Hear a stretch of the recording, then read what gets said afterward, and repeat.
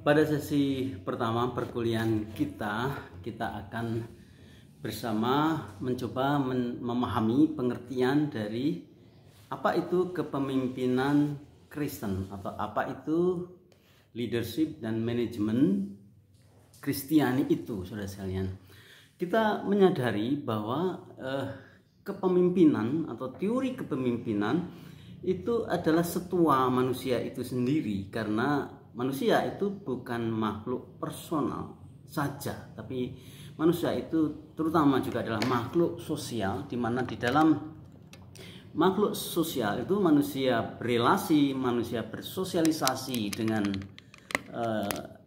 sesama dan lingkungannya, dan dalam situasi itu ada sebuah kebutuhan di dalam hidup bersama itu, yaitu kebutuhan pemenuhan kebutuhan hidup yang mendasar, misalnya rasa aman dan situasi sosial yang mendukung dan sebagainya.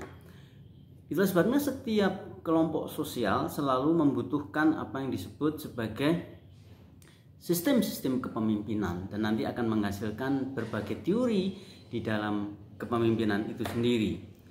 Secara garis besar sebenarnya teori kepemimpinan itu bisa dikategorikan dalam dua kategori, yaitu kepemimpinan klasik yang membahas mengenai berbagai macam teori-teori dan praktek kepemimpinan masyarakat kuno, kebudayaan kuno, dan yang kedua adalah kepemimpinan modern. Kepemimpinan klasik itu adalah kepemimpinan yang bisa kita gali dari sejarah bangsa-bangsa yang besar di dunia ini, dan bagaimana kita bisa menemukan berbagai macam teori di situ. Misalnya Mesopotamia atau Tiongkok, Mesir dan sebagainya, Yunani dan sebagainya, itu kita bisa menemukan begitu banyak teori-teori dan prinsip-prinsip kepemimpinan itu sendiri. Nah, saudara sekalian, sumbernya dari mana? Banyak sekali. Kalau kita searching dan kita mencoba mencari sedikit, mengambil waktu sedikit, kita akan menemukan begitu banyak teori-teori kepemimpinan klasik itu.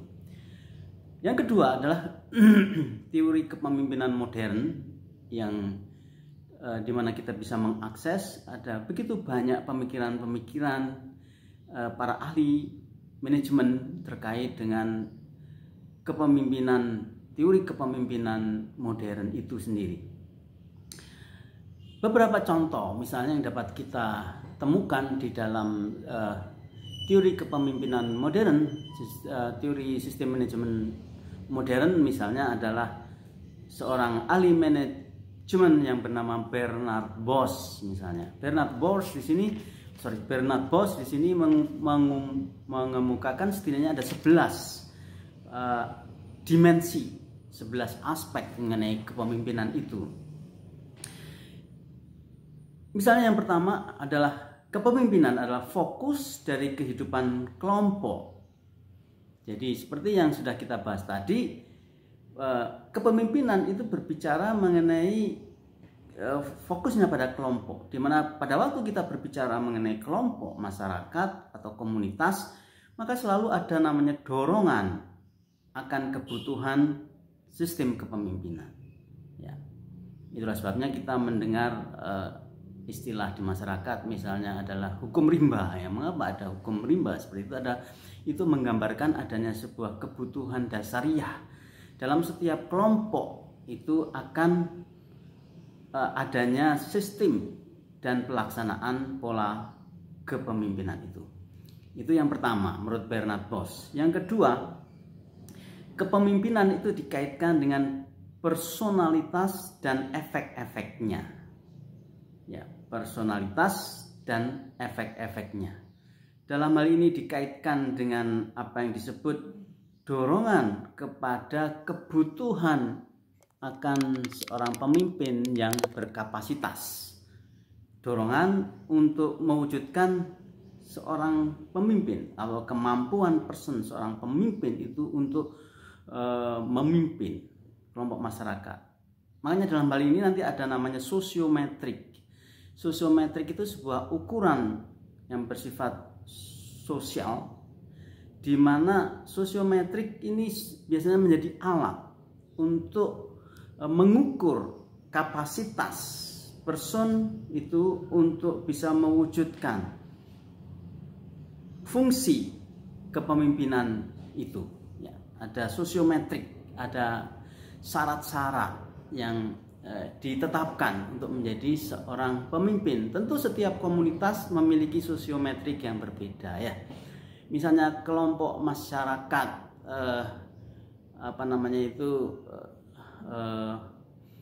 liga misalnya, atau kelompok persepakbolaan, itu pasti punya kriteria sendiri bagaimana bisa menjadi seorang pemimpin di komunitas itu ya, dan sebagainya.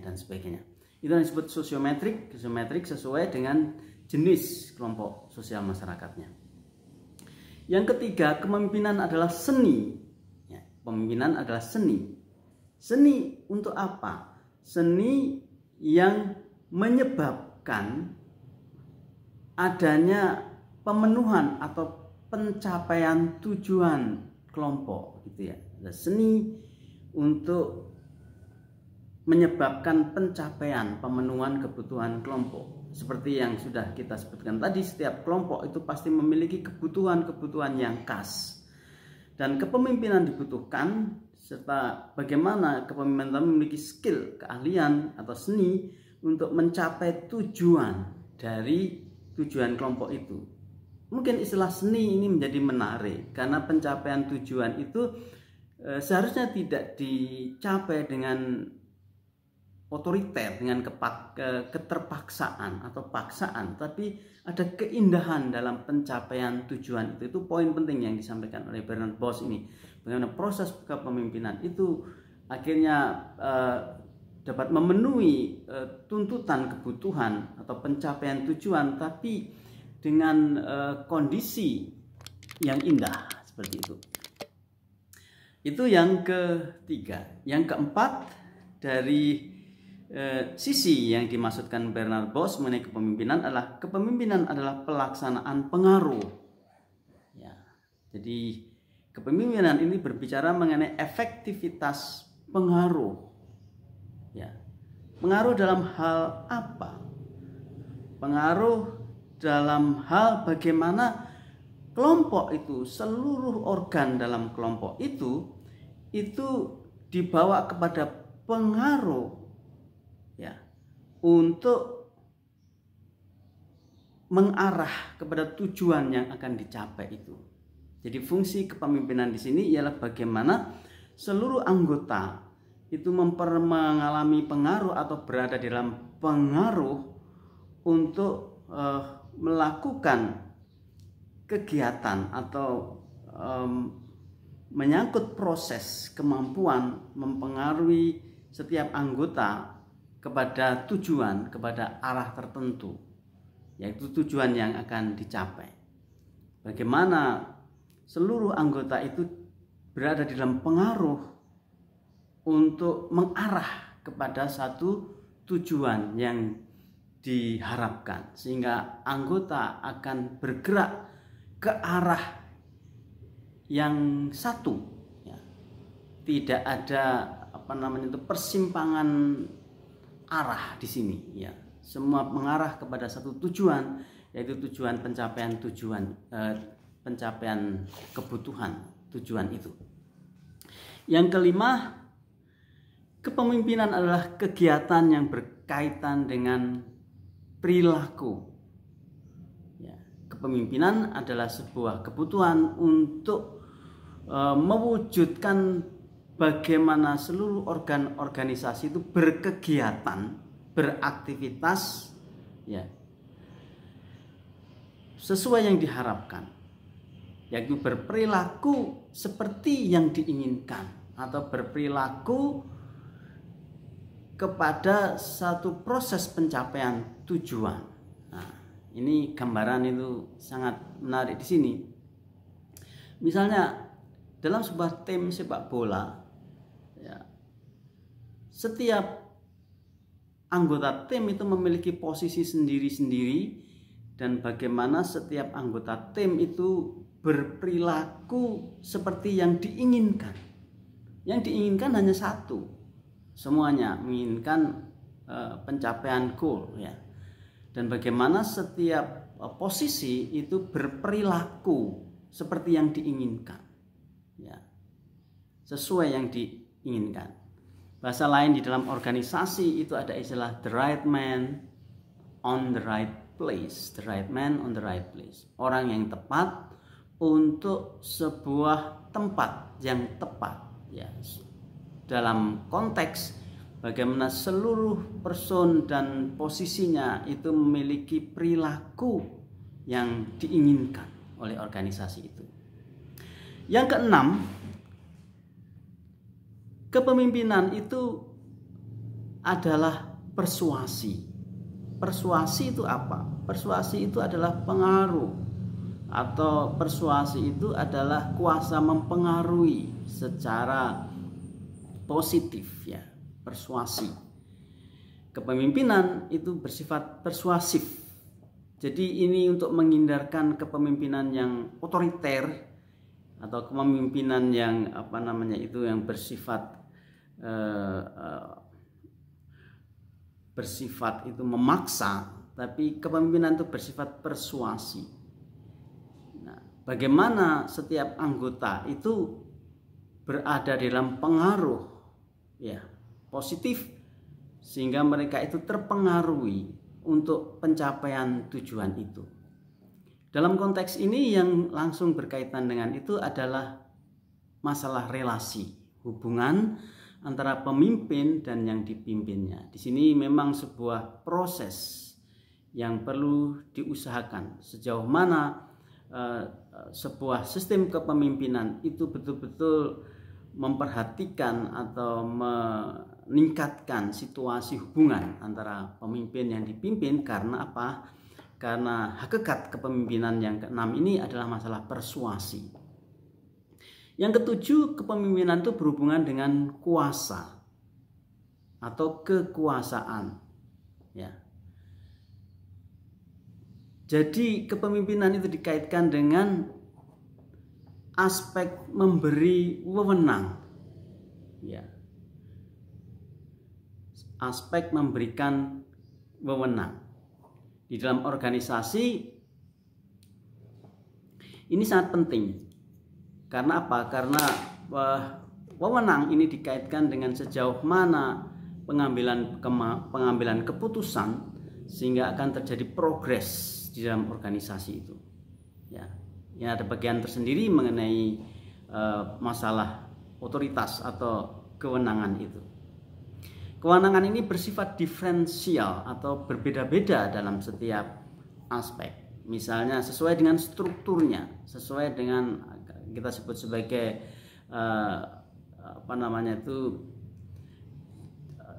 jobnya ya. Itu berkaitan dengan kewenangan ya. Yang kedelapan, kepemimpinan adalah alat untuk pencapaian tujuan. Jadi yang ingin ditekankan di sini adalah kepemimpinan adalah alat ya. Yang dipentingkan adalah adanya proses pencapaian tujuan itu. Jadi yang ditekankan di sini adalah adanya proses yang positif di dalam pencapaian tujuan. Dari sistem kepemimpinan itu hanya alat untuk pencapaian tujuan itu.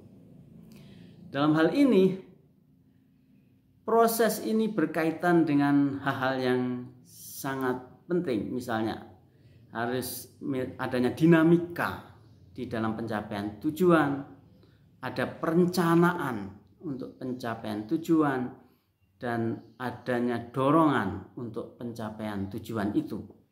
Jadi bagaimana kepemimpinan mewujudkan tiga hal ini? Kepemimpinan menjaminkan adanya proses dinamis, tidak stagnan, proses dinamis di dalam pencapaian tujuan, ada perencanaan yang tepat untuk pencapaian tujuan, dan situasi-situasi yang bisa mendorong pencapaian tujuan itu. Itu yang kedelapan. Yang kesembilan, kepemimpinan adalah efek. Dikaitkan dengan mekanisme kelompok. di mana efek kepemimpinan itu terwujud di dalam interaksi setiap anggotanya. Harus ada namanya itu stimulasi. Stimulasi itu apa namanya? Semacam dorongan atau semangat atau apa namanya itu? Iya, dorongan, stimulasi timbal balik. Yang dimaksud stimulasi timbal balik ini ialah bagaimana setiap anggota organisasi itu mengalami itu, take and give di dalam proses dinamis itu. Ya. Dalam bahasa lain, di dalam organisasi harus ada keseimbangan antara reward dan punishment. Reward itu adalah sebuah pemberian pujian, apresiasi, dan punishment itu adalah sebuah pemberian disiplin atau hukuman kalau terjadi pelanggaran. Itu namanya stimulasinya. Ada stimulasi. Jadi stimulasi bisa bersifat reward, sesuatu yang diberikan atau yang bersifat hadiah, atau stimulasi juga bisa bersifat punishment, pemberian hukuman bagi sebuah pelanggaran. Itu yang ke-9. Yang ke-10, kepemimpinan adalah berkaitan dengan pelaksanaan peranan yang berbeda-beda. Ya. Jadi bagaimana sistem kepemimpinan itu mengakomodasi apa yang disebut lebih kepada peranan masing-masing. Ya, segmen. Tekanannya lebih kepada peranan, bukan posisi. Posisi itu dibentuk untuk mengakomodasi efektif peranan masing-masing bidang itu. Jadi yang sekali lagi yang ditekankan adalah peranannya, bukan posisinya. Ya, tiap-tiap anggota organisasi termasuk ketua itu harus memiliki peranan yang jelas dengan pencapaian yang tertentu yang jelas. Ada namanya itu job description yang jelas. Itulah yang disebut sebagai kepemimpinan lebih menekankan peranan daripada posisi. Yang ke-11, kepemimpinan ini adalah berkaitan dengan inisiasi struktur. Ya, inisiasi struktur. Apa yang dimaksud inisiasi struktur? Secara sederhana, inisiasi struktur ialah bagaimana sistem kepemimpinan itu atau dinamika kepemimpinan itu betul-betul harus merespon, harus betul-betul mewujudkan struktur organisasi itu. Di mana di situ sebuah sistem kepemimpinan mampu untuk mengakomodasi ekspektasi sosial, harapan-harapan, tuntutan-tuntutan dari kelompok itu. Itu yang disebut sebagai inisiasi struktur. Jadi setiap bidang bagian atau posisi atau peranan itu ada namanya itu ekspektasi, ya. Dan bagaimana kepemimpinan mampu mewujudkan itu di dalam sebuah struktur organisasi. Sehingga bisa disimpulkan bahwa kepemimpinan adalah sesuatu yang berkembang, tidak statis. Kepemimpinan selalu bergerak dinamis, berinovasi sesuai dengan perkembangan sosial masyarakat itu. Nah, itulah yang disebut sebagai konsep kepemimpinan yang disebut sebagai systematic developmental leadership, kepemimpinan yang bersifat mengembangkan secara sistematis. Jadi kepemimpinan tidak boleh stagnan, tapi kepemimpinan harus terus-menerus diinovasikan, terus-menerus diuji dan digali sesuai dengan perkembangan masyarakat. Nah, itu setidaknya 11 sisi yang disampaikan oleh Bernard Bosch dalam pengertian kepemimpinan ini. Aspek-aspek ada 11 aspek yang disinggung di sini. Ahli lain yang dapat disebutkan dalam kepemimpinan modern misalnya adalah Robert Clinton. Robert Clinton ini juga seorang tokoh manajemen. Di dalam studinya setidaknya Robert Clinton itu memaparkan bahwa seluruh studi kepemimpinan itu setidaknya meliputi 3 elemen yang mendasar. 3 elemen yang mendasar untuk sebuah pemahaman teori kepemimpinan yang utuh. Elemen yang pertama ini dikaitkan dengan kepemimpinan itu. Pemimpin itu, kepemimpinan. Jadi elemen yang dikaitkan dengan ilmu kepemimpinan itu sendiri. Dan ilmu kepemimpinan menurut Robert Clinton setidaknya itu melingkupi 3 aspek. Jadi kepemimpinan itu meliputi 3 aspek. Aspek yang pertama itu adalah berkait dengan pemimpin itu sendiri, personnya. Ini berbicara mengenai personalitas pemimpin, ada prinsip-prinsip yang harus dipelajari. Terus yang kedua itu adalah yang dipimpin, kondisi yang dipimpin ini, kondisi konteksnya atau tingkat kesiapan, readiness-nya dari pemimpin. Yang pertama, kepemimpinan berbicara mengenai pemimpinnya. Yang kedua, yang dipimpinnya. Dan yang ketiga, kepemimpinan itu berbicara mengenai situasinya, situasi kepemimpinannya. Jadi ada 3 unsur di dalam kepemimpinan yang penting, yaitu adalah person pemimpinnya sendiri. Ini berbicara satu pokok sendiri, ilmu sendiri mengenai teori leader, seorang leader bagaimana. Yang kedua itu yang dipimpin, ya, bagaimana itu yang dipimpin, bagaimana keadaannya. Yang ketiga itu adalah situasi kepemimpinannya, karena situasi ini sekali lagi berbicara mengenai konteks kondisi yang terus berkembang dan berubah. Itu elemen dasar yang pertama, disebut elemen dasar kepemimpinan. Pemimpin, yang dipimpin, dan situasi kepemimpinan. Yang kedua itu menurut Clinton yang dikaitkan dengan studi kepemimpinan itu ialah perlengkapan kepemimpinan. Perlengkapan kepemimpinan. Perlengkapan kepemimpinan ini setidaknya mencakup 2 hal yang besar, yakni berkaitan dengan perilaku kepemimpinan. Yang dimaksud perilaku kepemimpinan ini bukan perilaku personal orang per orang, tapi bagaimana setiap organ itu harus memiliki dinamika sesuai dengan tuntutan organisasi. Itu perilaku kepemimpinan, itu perlengkapan yang pertama. Perlengkapan yang kedua adalah alat-alat perlengkapan kepemimpinan. Alat-alat ya, perlengkapan kepemimpinan.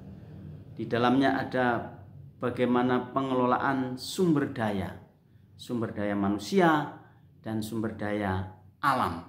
Itu berkaitan dengan perlengkapan kepemimpinan. Itu adalah segmen yang kedua menurut Robert Clinton, yaitu perlengkapan kepemimpinan yang di dalamnya ada berkaitan dengan perilaku kepemimpinan, bagaimana setiap organ itu memiliki dinamika, memiliki kegiatan yang diharapkan organisasi. Yang kedua itu alat-alat perlengkapan kepemimpinan. Alat-alat perlengkapan itu berbicara mengenai sapras, sarana dan prasarana, sarana, sumber daya manusia, dan bagaimana sumber daya ini, baik sumber daya bergerak maupun yang tidak bergerak, itu membutuhkan pengelolaan. Jadi kepemimpinan itu berkaitan dengan skill untuk mengelola sumber daya. Aspek yang ketiga menurut Clinton dari teori kepemimpinan itu adalah nilai-nilai dasar kepemimpinan. Nilai-nilai dasar kepemimpinan. Nilai-nilai dasar kepemimpinan itu yang dimaksud di sini adalah bagaimana membangun nilai-nilai filosofis, teori-teori nilai mengenai kepemimpinan itu. Misalnya mengenai motivasi, efisiensi, etika hidup, dan sebagainya. Itu adalah nilai-nilai filosofis kepemimpinan. Ini bersifat teori, bersifat nilai.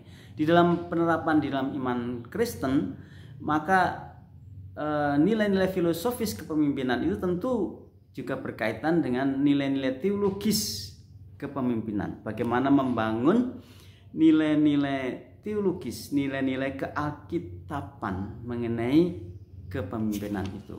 Nah, saudara sekalian, itu setidaknya ada 3 bagian besar sekali yang harus dikelola, harus digali dan dikembangkan menurut Clinton mengenai seluruh teori kepemimpinan. Yang pertama adalah elemen-elemen dasar kepemimpinan, yang kedua adalah perlengkapan kepemimpinan, yang ketiga adalah nilai-nilai filosofis atau nilai-nilai teologis dari kepemimpinan itu sendiri.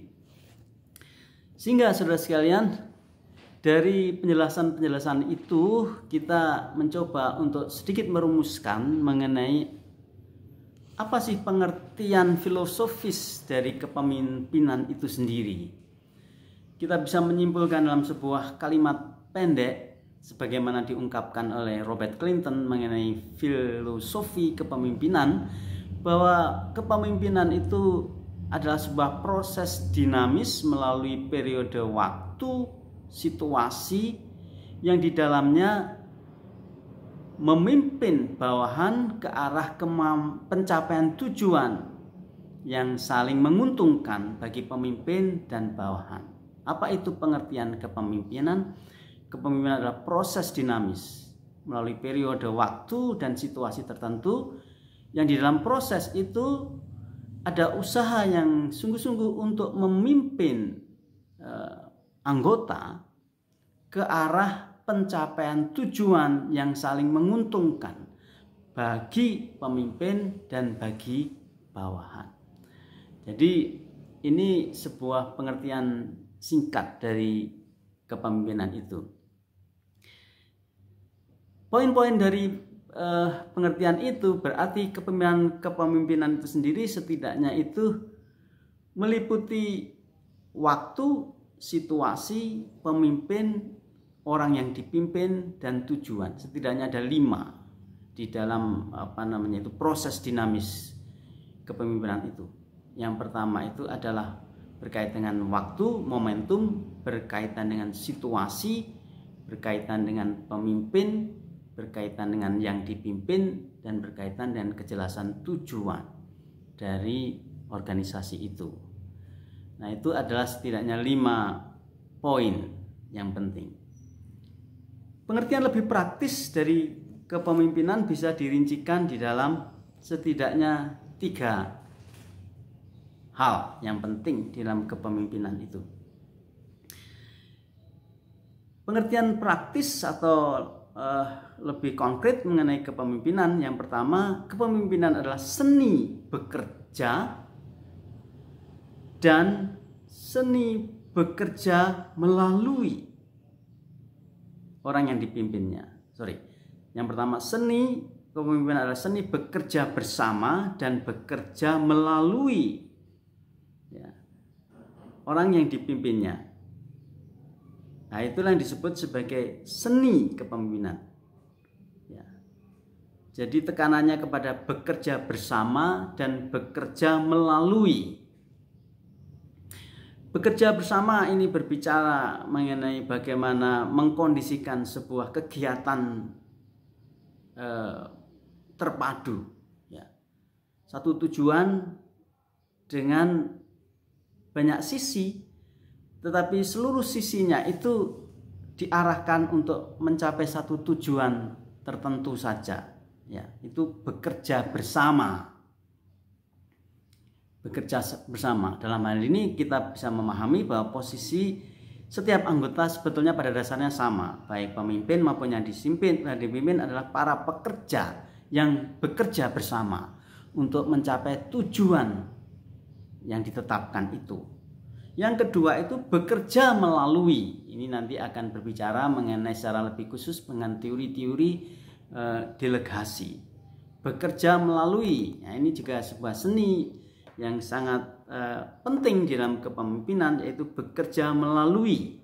Ya, bekerja melalui ini menekankan prinsip tadi, the right man on the right place, ya. Bagaimana seluruh kapasitas anggota organisasi itu betul-betul dianalisa sedemikian rupa sehingga seluruh kapasitas itu bisa dimaksimalkan semaksimal mungkin, ya, untuk pencapaian tujuan itu, gitu ya. Ya, kita mengetahui gambaran dengan sangat sederhana dan konkret, misalnya di dalam sebuah pengelolaan pelayanan, misalnya ya, ada pengkhotbahnya, ada pemimpin pujiannya, ada pemain musiknya, ada operator IT-nya, ada sound systemnya. Semua mereka itu tekanannya bukan pada posisinya sekali lagi, tapi pada peranannya. Nah, itu yang disebut sebagai bekerja melalui. Bekerja melalui. Sebetulnya pemimpin bertanggung jawab untuk mengerjakan itu, tetapi dia mengerjakan itu melalui anggota yang memiliki kapasitas lebih daripada dirinya sendiri. Itu bekerja melalui, dan itulah seni. Yang kedua, kepemimpinan itu adalah seni pemenuhan kebutuhan yang pada gilirannya orang yang dipimpin melaksanakan tugasnya, itu ya. Seni pemenuhan kebutuhan, ya. Seni pemenuhan kebutuhan melalui dinamika seluruh anggota. Jadi pemenuhan kebutuhan itu tidak dicapai oleh satu orang saja, tapi pemenuhan kebutuhan itu dicapai secara kelompok, ya. Seluruh anggota organisasi bergerak bersama sesuai dengan kapasitasnya untuk mencapai tujuan yang satu. Sekali lagi saya merasa ini tim sepak bola menjadi contoh yang sangat bagus mengenai seni pemenuhan kebutuhan secara bersama-sama ini, secara berkelompok ini, ya. Bagaimana setiap posisi itu memiliki peranan yang tertentu untuk pencapaian tujuan. Dalam hal ini, untuk mewujudkan seni tadi, seni pemenuhan kebutuhan kelompok tadi, di situ di dalamnya ada seni bagaimana itu memberi semangat, seni memberikan keseimbangan, sekali lagi memberikan keseimbangan antara reward dan punishment, ya. Tidak cukup hanya reward saja, ya. Harus ada keseimbangan antara reward dan punishment. Nah, ini menjadi penting sekali. Dalam bahasa Indonesia itu bisa dikatakan bagaimana ada keseimbangan antara menegur dan memuji, antara rotan dan roti, gitu ya. Antara rotan dan roti itu harus seimbang. Supaya apa? Supaya pencapaian kebutuhan kelompok itu akan terwujud, dan itu merupakan seni, ya. Seni itu tidak bisa jadi 1-2 hari. Seni itu harus dipelajari dan ditekuni seumur hidup, ya. Itu adalah pengertian praktis yang kedua. Pengertian praktis yang ketiga dari kepemimpinan adalah seni kemampuan memadukan. Nah, ini juga membutuhkan keterampilan. Seni untuk memadukan, skill, kemampuan memadukan. Apa yang perlu dipadukan sehingga organisasi itu akan mencapai tujuan yang telah ditetapkan itu? Ada beberapa hal yang perlu dipadukan, diharmoniskan. Misalnya adalah bagaimana memadukan gagasan-gagasan, ya. Jadi harus ada suasana keterbukaan sehingga setiap anggota itu memiliki keleluasaan untuk menyampaikan gagasan. Tapi tujuan dari penyampaian gagasan itu tidak sekedar mengakomodasi saja, tapi bagaimana gagasan-gagasan itu betul-betul dikelola, dianalisa, sehingga gagasan-gagasan itu akan memiliki manfaat real untuk memajukan organisasi atau untuk mendorong pencapaian tujuan organisasi. Jadi kemampuan memadukan gagasan-gagasan, suasana untuk orang bisa leluasa menyampaikan ide dan gagasan harus dikembangkan. Orang harus nyaman untuk menyampaikan gagasan-gagasan karena setiap gagasan itu memiliki sumbangsi besar sekali untuk kemajuan pencapaian tujuan, ya, progres pencapaian tujuan itu sendiri. Itu yang pertama, seni kemampuan untuk memadukan gagasan-gagasan. Ya. Yang kedua itu adalah seni kemampuan untuk memadukan benda-benda, sumber daya tak bergerak, benda-benda. Ya. Bagaimana setiap harta organisasi itu diinventarisir sedemikian rupa dan dimanfaatkan secara efisien sehingga tidak terjadi pemborosan terhadap sumber daya itu. Nah, ini juga membutuhkan sungguh-sungguh sebuah tindakan organisasi. Juga seni untuk memadukan waktu. Ya, waktu. Kenapa? Karena sekali lagi organisasi itu hidup di dalam perkembangan masyarakat. Setiap zaman memiliki kondisi masyarakat yang tertentu dan setiap zaman membutuhkan respon tanggapan organisatoris yang tertentu.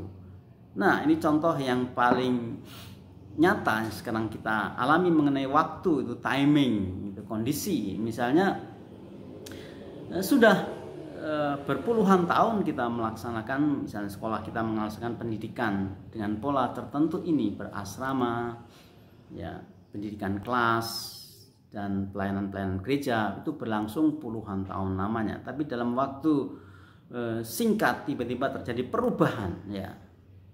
Jadi kondisinya mau tidak mau membutuhkan sebuah manajemen waktu, ya, manajemen situasi tertentu. Yang berikutnya adalah kalau orang percaya itu adalah memadukan kemampuan atau seni memadukan kemampuan yang berkaitan dengan iman. Ya. Iman, ya. Kepercayaan kita.